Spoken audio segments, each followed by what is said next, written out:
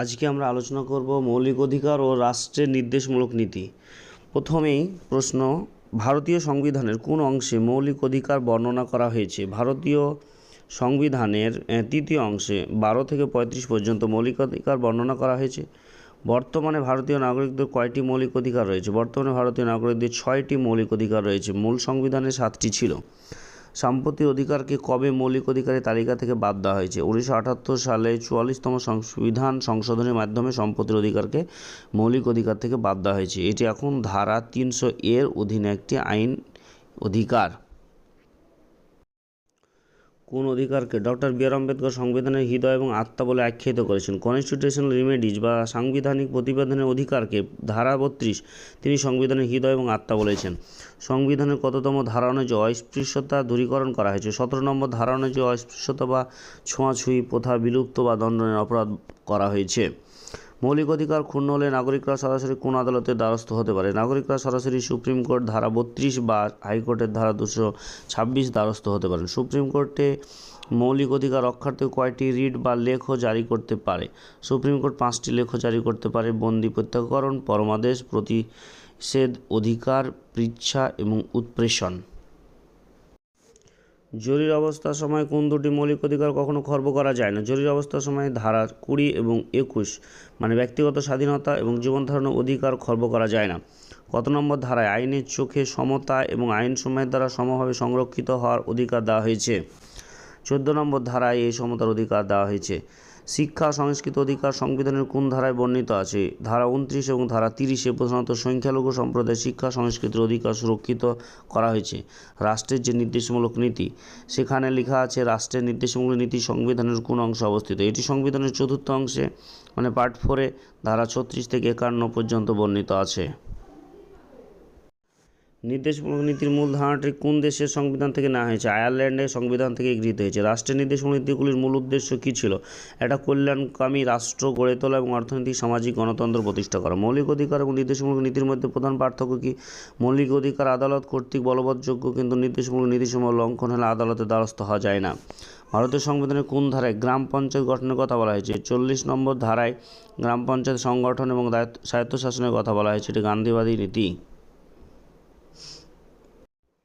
অভিন্ন দেওয়ানি বিধি বা ইউনিফর্ম সিভিল কোড কত নম্বর ধারায় উল্লেখ আছে? 44 নম্বর ধারায় ভারতের সমস্ত নাগরিকদের জন্য অভিন্ন দেওয়ানি বিধির কথা বলা হয়েছে। পরিবেশ রক্ষা এবং বন্যপ্রাণী সংরক্ষণের কথা কোন ধারায় বলা হয়েছে? 1976 সালে 42তম সংশোধনীর মাধ্যমে যুক্ত হয়েছে 48 নম্বর ধারায় পরিবেশ এবং বন্যপ্রাণী সুরক্ষার কথা বলা হয়েছে। বিচার বিভাগকে শাসন বিভাগ থেকে পৃথক করার কথা কোন ধারায় বলা হয়েছে? 50 নম্বর ধারায় বিচার বিভাগকে কার্যনির্বাহী বা শাসন বিভাগ থেকে আলাদা করার কথা বলা হয়েছে।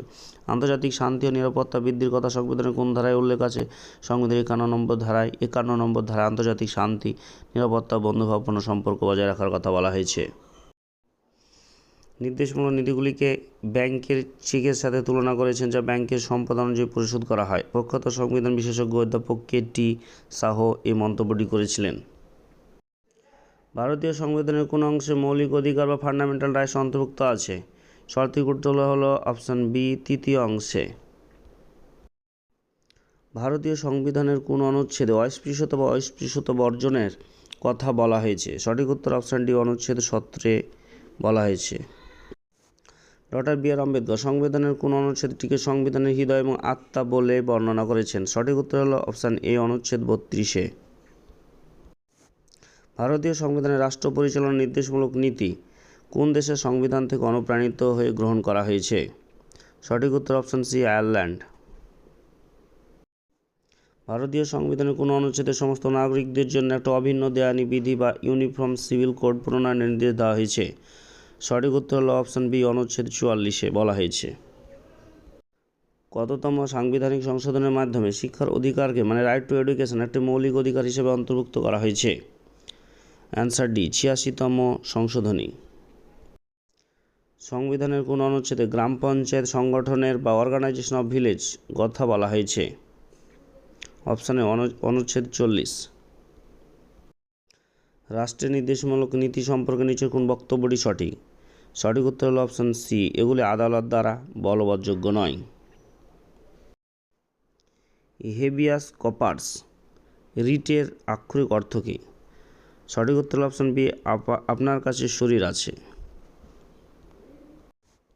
সম্পত্তির অধিকার মানে রাইট টু প্রপার্টি বর্তমানে কী ধরনের অধিকার? সঠিক উত্তর হলো অপশান ডি, আইনি অধিকার। ভিডিওটি ভালো লাগলে অবশ্যই লাইক, শেয়ার এবং সাবস্ক্রাইব করতে ভুলবেন না।